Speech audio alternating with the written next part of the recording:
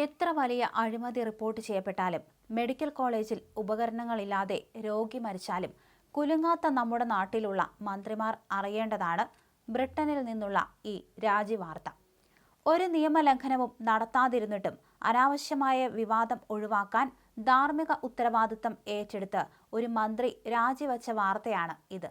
മറ്റെന്തൊക്കെ കുറ്റങ്ങൾ പറയാമെങ്കിലും ജനാധിപത്യ ബോധത്തെ എന്നും ഉയർത്തിപ്പിടിച്ച് മാതൃക കാണിക്കാൻ ബ്രിട്ടീഷ് രാഷ്ട്രീയക്കാർ തയ്യാറായിട്ടുണ്ട്. അതിന്റെ ഏറ്റവും ഒടുവിലത്തെ ഉദാഹരണമാണിത്.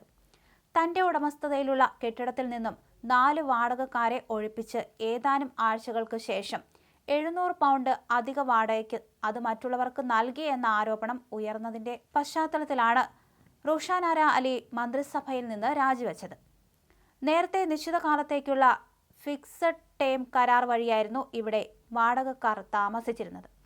കെട്ടിടം വിൽക്കാൻ ഉദ്ദേശിക്കുന്നതിനാൽ കരാർ കാലാവധി കഴിഞ്ഞാൽ പുതുക്കുകയില്ലെന്ന് വാടകക്കാരെ കഴിഞ്ഞ നവംബറിൽ തന്നെ അലി അറിയിച്ചിരുന്നതാണ്.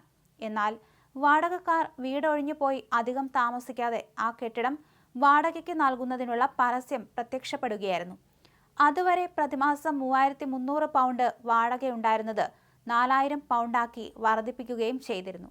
ഇക്കാര്യം മാധ്യമങ്ങൾ ചർച്ചയാക്കിയതോടെ ഹൗസിംഗ് ചാരിറ്റികളും പ്രതിപക്ഷ കക്ഷികളും അവർക്കെതിരെ നിശിത വിമർശനവുമായി രംഗത്തെത്തി.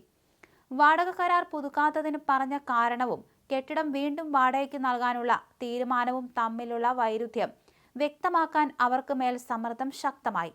എന്നാൽ കെട്ടിടം വാങ്ങാൻ ഒരാളെ കിട്ടാത്തതിനാലാണ് അത് വീണ്ടും വാടകയ്ക്ക് നൽകിയതെന്ന് അവർ പറയുന്നു.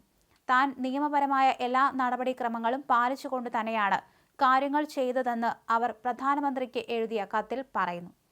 താൻ നിയമപരമായ എല്ലാ നടപടിക്രമങ്ങളും പാലിച്ചുകൊണ്ട് തന്നെയാണ് കാര്യങ്ങൾ ചെയ്തതെന്ന് അവർ കത്തിൽ പറയുന്നുണ്ട്. എന്നാൽ ഇത്തരമൊരു വിവാദം ഉയർന്ന പശ്ചാത്തലത്തിൽ താൻ സർക്കാരിൽ തുടരുന്നത് സർക്കാരിന്റെ പ്രശംസനീയമായ പ്രവർത്തനങ്ങൾ തുടർന്നു കൊണ്ടുപോകുന്നതിൽ തടസ്സമായേക്കും എന്നും അവർ പറയുന്നുണ്ട്. അലിയുടെ പ്രവൃത്തിയിൽ നിയമവിരുദ്ധമായി ഒന്നുമില്ല.